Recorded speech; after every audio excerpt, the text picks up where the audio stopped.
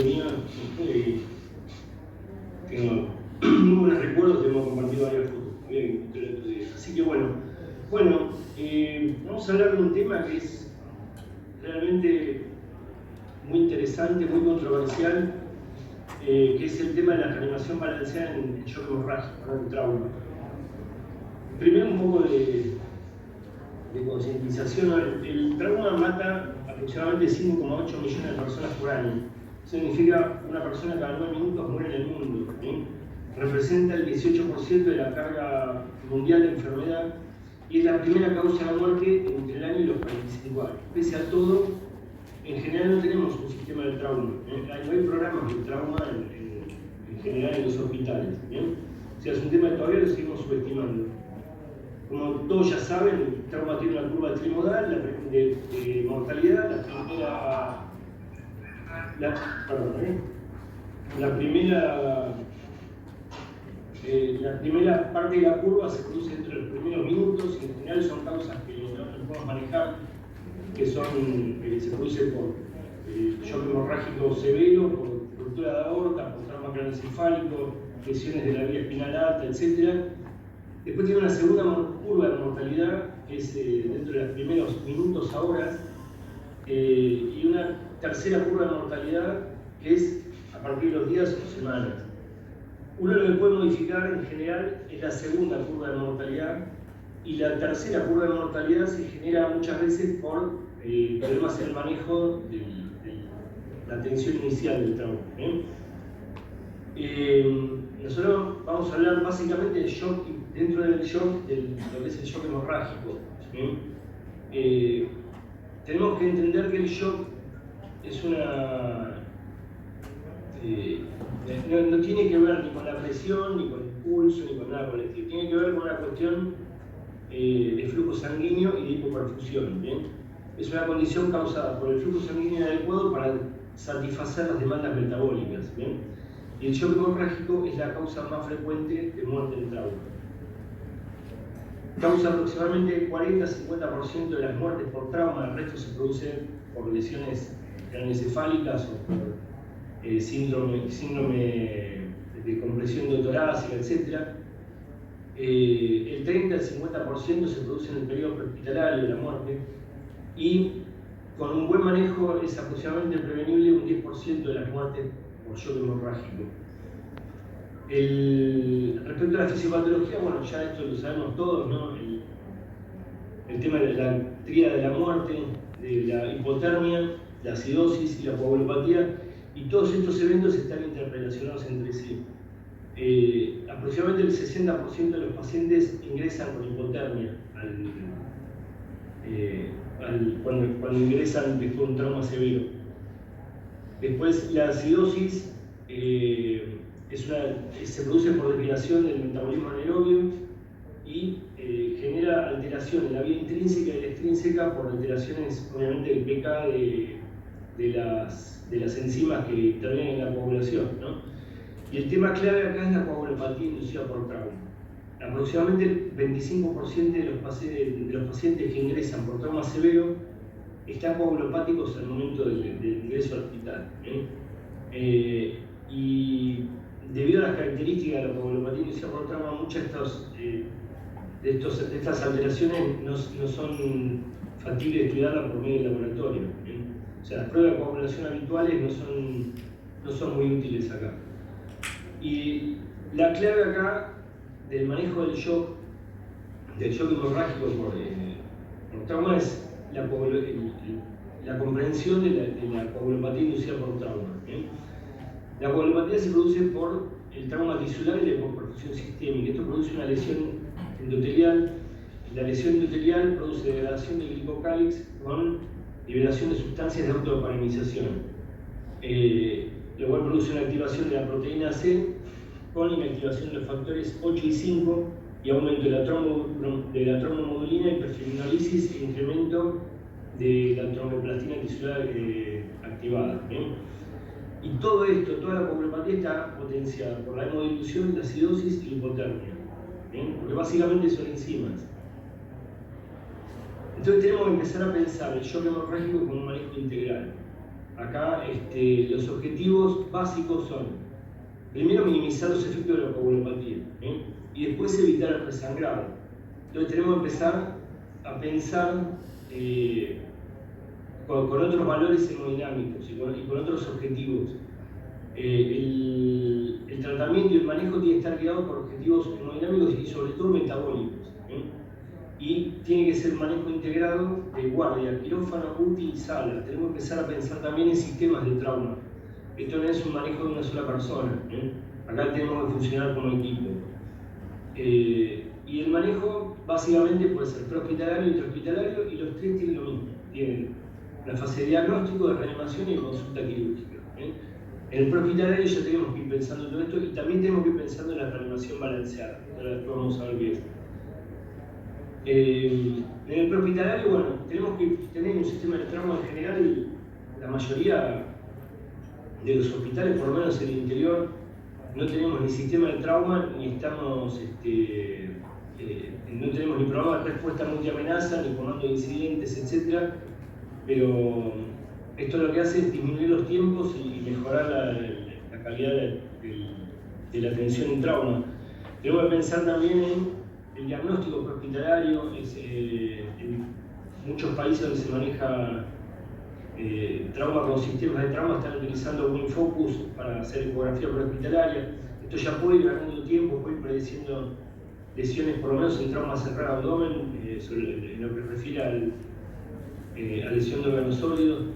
Es fundamental que los médicos que hacen prehospitalaria tengan el PH-TLS y sigan las normas del PH-TLS. Y lo único que vamos a hacer básicamente en el prehospitalario es el control local de la hemorragia, la utilización del ácido tranexámico prehospitalario y la utilización de cristaloides controlados, con pequeños bolos de solución hipertónica o de solución fisiológica, tratando de que no exceda los 200-500 mililitros. Vamos a ver por qué. En el intrahospitalario nos guiamos por las normas del ATLS. Respecto al diagnóstico, bueno, nos basamos en tres parámetros, que son la clínica, el laboratorio y las imágenes. De la clínica, tenemos que estar atentos al tiempo desde el evento, donde los que trabajamos en lugares austeros con distancias grandes con nosotros. Una cosa es la ciudad de Buenos Aires, donde el promedio de traslado o de llegar a una ambulancia son entre 5 y 7 minutos, de 35 hospitales y hay un sistema de salud armado, pero en la mayoría de los lugares, sobre todo en el interior, a veces la accesibilidad es diferente. Nosotros tenemos como límite del área programática del lugar donde trabajamos, Paso de Indios, que son 4 horas de ambulancia. Entonces, todo esto es importante para ir prediciendo la manera que se va a reanimar al paciente. Es importante si la herida es penetrante o no penetrante, la localización probable del sangrado, que escribir los métodos para buscar la localización. Respecto a la clínica, nos vamos a basar en la evaluación primaria y secundaria del TLS. En la evaluación primaria lo que vamos a evaluar son lesiones que comprometan la vida en forma inmediata. Y en la evaluación secundaria vamos a tratar de buscar lesiones ocultas y hacer un examen físico generalizado de la cabeza a los pies. Y también respecto a la clínica tenemos que evaluar cuál es el grado de shock. Acá hay un montón de contradicciones en la bibliografía. Realmente es muy difícil evaluar el grado de shock. Después vamos a ver las clasificaciones que usan de shock.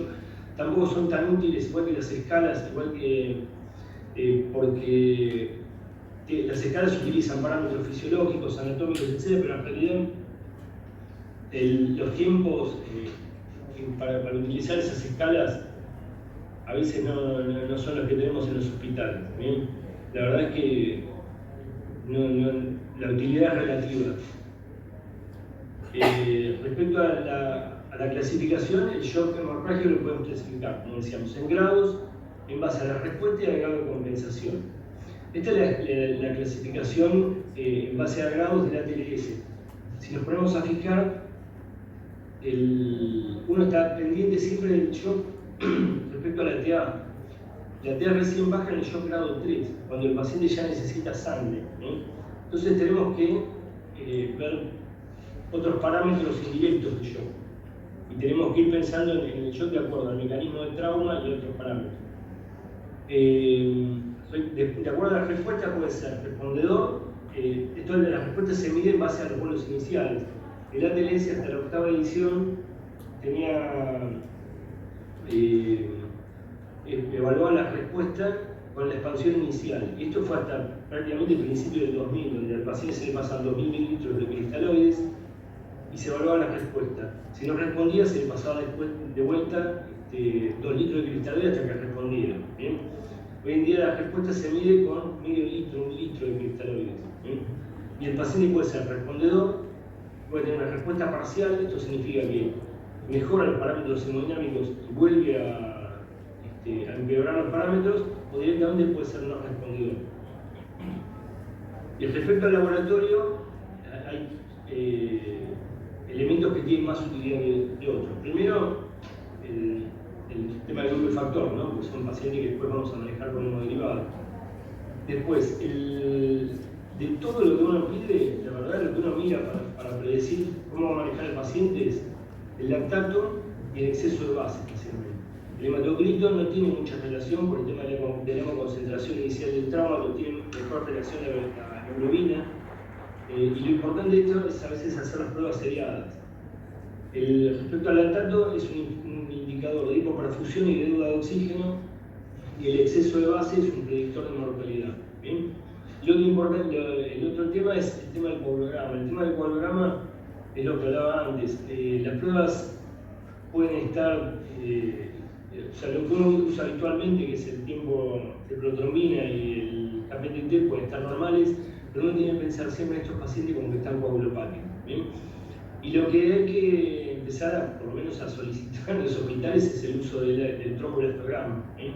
La mayoría no tienen tromboelastograma, pero la utilidad del tromboelastograma es poder hacer terapias dirigidas de acuerdo al parámetro de la población que esté alterado. Así que es útil tenerlo en cuenta. Respecto a las imágenes, bueno, la radiografía ya tiene poca utilidad realmente, si bien sigue estando en la 10ª edición de la ATLS, la verdad que nos tenemos que enfocar más en que todos los médicos tenemos que aprender cualquiera de los sistemas de ecografía que utilicen educación focalizada. FAST extendido, FASTER, WinFocus, POCUS, lo que sea, pero es una herramienta extremadamente útil y que hoy en día es el suplanto de muchas otras técnicas. Así que tenemos que empezar a pensar en la educación ya desde el pregrado en ecografía. ¿Bien? Y el otro tema es la utilización de tomografía.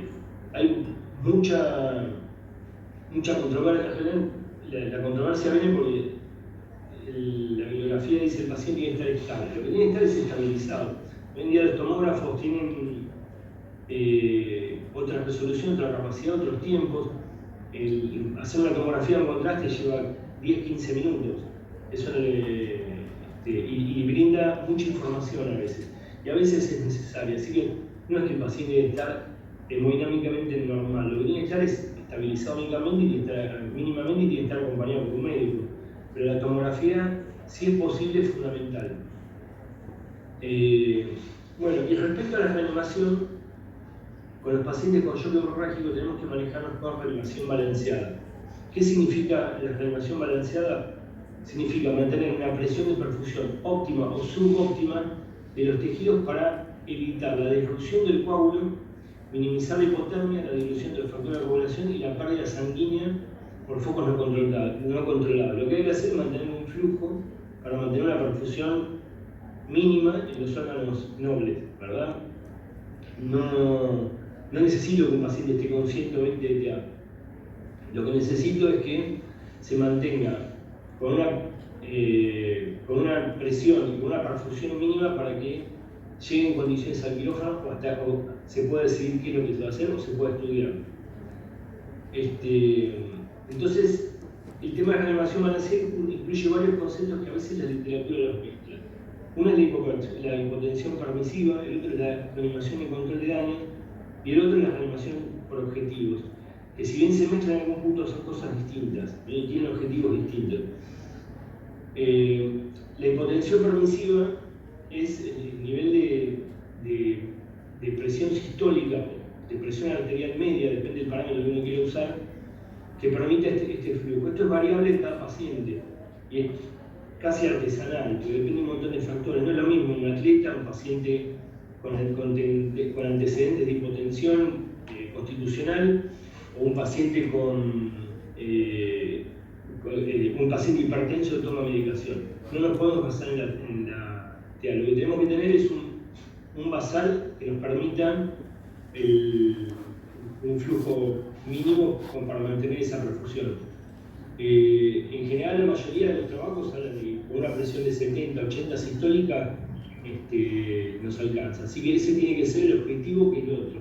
La reanimación por objetivos. Solo tenemos que ir manejando los fluidos, los hemoderivados y lo que usemos, igual que los inotrópicos, como para mantener esa presión. Y mantener esa presión hipotensiva como para poder llegar a tomar una decisión después sobre alguna decisión quirúrgica o de tratamiento no operatorio. ¿Bien? Lo otro es la reanimación de control de daños. El control de daños es una táctica que se usa desde prácticamente 1980, que está basada en la terminología naval, ¿no? El control de daños se llamaba el ataque a Pearl Harbor para mantener los buques mínimamente operativos con maniobras básicas. El control de daño empezó con una forma quirúrgica. El primero que empezó básicamente fue el Pringle, con la maniobra del Pringle. Después surgieron métodos más modernos, ¿no? Sobre todo a partir de los trabajos de Feliciano. El control de daño lo que implica empezó con el trauma abdominal, que es el control de la hemostasia y la coprostasia por abdomen abierto y contenido, y la cirugía en etapas. Después vamos a hablar un poco sobre esto. La reanimación de control de daños incluye, por formar parte de la reanimación de esta estrategia, que incluye también la reanimación hipotensiva y la reanimación por objetivos, con el único objetivo de que ese paciente llegue vivo a quirófano. ¿Qué herramientas tenemos para hacer reanimación en trauma? Bueno, tenemos soluciones, hemoderivados, ácido tranexámico y un montón de cosas que en general no usamos, como el factor 7 recombinante crioprecipitado, que son los elementos que podemos usar en base al tromboelastograma si lo tuviéramos, ¿no? Pero en la mayoría disponemos de soluciones, hemoderivados y ácido tranexámico. Esto está en cualquier hospital. Respecto a las soluciones, tenemos solución fisiológica, rencarlactato y solución hipertónica, que sirve tanto para el prehospitalario como para el intrahospitalario. La solución fisiológica es lo que habitualmente se usa. Tenemos que entender que los grandes bolos o las grandes expansiones de solución fisiológica aumentan la mortalidad de los pacientes con shock. ¿Bien? Así que hay que restringirlo a expansiones iniciales o a tratar de mantener la hipotensión controlada. El rencarlactato por ahí es mejor opción que la solución fisiológica, pero hay que tener cuidado a los pacientes con trauma craneoencefálico. Y la solución hipertónica tiene amplias recomendaciones porque además tiene efectos inmunomoduladores sobre el endotelio y mantiene mejor el espacio intravascular. Respecto a los hemoderivados, son la clave de la reanimación balanceada. O sea, uno tiene que reanimar con hemoderivados. Hay un montón de estudios, hay un montón de estudios prospectivos con el PROMPT, el PROP. Se siguen haciendo estos estudios. Todos estos estudios están basados, muchos en la medicina bélica. Y el tema acá es llegar a la clave de cuál es la relación inicial, la relación ideal. La verdad es que no hay una relación ideal, todos los trabajos muestran más o menos una sobrevida similar, lo que sí, la reanimación balanceada con hemoderivados, con glóbulos rojos, plaquetas y plasma, sobre todo cuando mejora la relación de plaquetas y plasma, mejora la sobrevida y mejora las posibilidades de que el paciente llegue con menos probabilidades de coagulopatía en quirófano. El ácido tranexámico es un antifibrolítico, se puede usar en forma temprana, de hecho se puede usar en el prehospitalario. en general disminuye los requerimientos transfusionales. El estudio de CRASH-2 demostró la mejoría de la sobrevida y la mejoría de la disminución de los requerimientos transfusionales, y el CRASH-3 demostró que se puede usar en pacientes con trauma craneoencefálico. Y la verdad es que tiene muy pocas contraindicaciones, además son pacientes extremadamente críticos y sale barato. Así que es una herramienta que tenemos que tener a mano siempre. Y la otra pata es la consulta quirúrgica. O sea, en la consulta quirúrgica nosotros tenemos tres maneras de proceder ante estos pacientes, que son el tratamiento no operatorio, que es el fundamento es evitar cirugías no terapéuticas como la laparotomía en blanco. Una laparotomía no terapéutica es una cirugía en la cual las maniobras que se hacen no son curativas para el paciente y se podrían haber manejado sin esas maniobras. ¿Bien? Y el objetivo es evitar las complicaciones también de esta cirugía. El tratamiento no operatorio, igual que el control de daño, inicialmente empezó con el abdomen, con los traumas cerrados abdomen, sobre todo con las lesiones esplénicas en los pediátricos. Posteriormente se fue generalizando prácticamente toda la cirugía de trauma. Se puede hacer tratamiento no operatorio en el cuello, en los miembros, en tórax y en el abdomen. Y también esto se fue ampliando. Se fue ampliando heridas de arma blanca, heridas de arma de fuego. El tema es, lo que digo, es evitar cirugías no terapéuticas. Después la cirugía de urgencia, la cirugía habitual del trauma, que es la cirugía en que el paciente permite, por el estado dinámico, la resolución definitiva de las lesiones. Y la cirugía de control de daño, lo que habíamos hablado anteriormente, es el control de la hemostasia, la contaminación y el control de del contenido. Bien, cabe recordar que para los pacientes son dinámicos, uno puede empezar con un TNO y terminar con una cirugía de control de daños. Y mucho de lo que uno haga tiene que ver con cómo fue reanimado el paciente, sobre todo por la coagulopatía asociada al trauma y la coagulopatía dilucional. Respecto al tratamiento no operatorio, bueno, es importante tener criterios de inclusión y exclusión. Para eso hay que seleccionar adecuadamente al paciente, y lo más importante acá es el seguimiento activo. O sea, el cirujano tiene que estar al lado del paciente, tiene que tener un seguimiento secuencial, y lo más importante, lo que más ha demostrado efectividad en el seguimiento es el examen físico seriado y la ecografía seriada. Pero tratamiento operatorio no significa no operar al paciente, significa que entra en un criterio de selección, con los cuales algunos se van a beneficiar de este método y otros no. Entonces, lo que hay que tener muy claro son los criterios de finalización. Antes, ya les decía, hacíamos tratamiento operatorio únicamente en las lesiones de órganos sólidos en los pediátricos. Se empezaron a utilizar en los pacientes adultos, en todos los órganos sólidos, y hoy en día vamos a hacer esto, que es tratamiento no operatorio y una herida de arma de fuego hepático renal. El paciente estuvo internado 5 días, se fue dando sin complicaciones, sin hematuria y sin ningún tipo de problema. También, esto antes, la otra indicación de tratamiento operatorio es en las heridas generadas por municiones de dispersión, que son las escopetas. Este es un paciente que fue en un motín, recibió una herida de arma de fuego. Imagínense la distancia que sacamos la posta.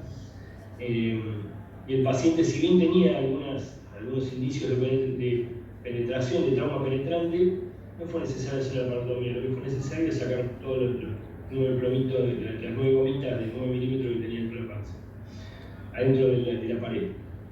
Lo mismo el cuello. El cuello hasta hace unos años era criterio sine qua non para cirugía exploratoria, la penetrancia al platisma. Esta paciente fue un intento de un suicidio frustro. En realidad tenía penetración del platisma, pero claro, fue necesaria una sutura nada más. Hace 10 años hubiera operado. Lo mismo pasa con los pacientes con herida de arma de fuego. El paciente tiene un neumotórax oculto y una munición apoyada en el callado de la aorta. Este paciente fue manejado simplemente con expectación y está en seguimiento hace 3 años sin ningún tipo de diagnóstico ni de complicación. Esta es una paciente con un pneumotórax oculto también. Esta es la ecografía de control, con una ecografía normal, se fue alta sin complicaciones. Bien, en fin, el tratamiento operatorio, necesitamos estabilidad del paciente, hemodinámica y metabólica, ¿bien? La selección adecuada, un seguimiento activo, criterio de finalización y la ausencia de lesiones con indicación quirúrgica. ¿Bien? Y lo otro es importante tener los recursos humanos y materiales. Yo en el hospital de trabajo yo no tengo arteriografía, por ejemplo.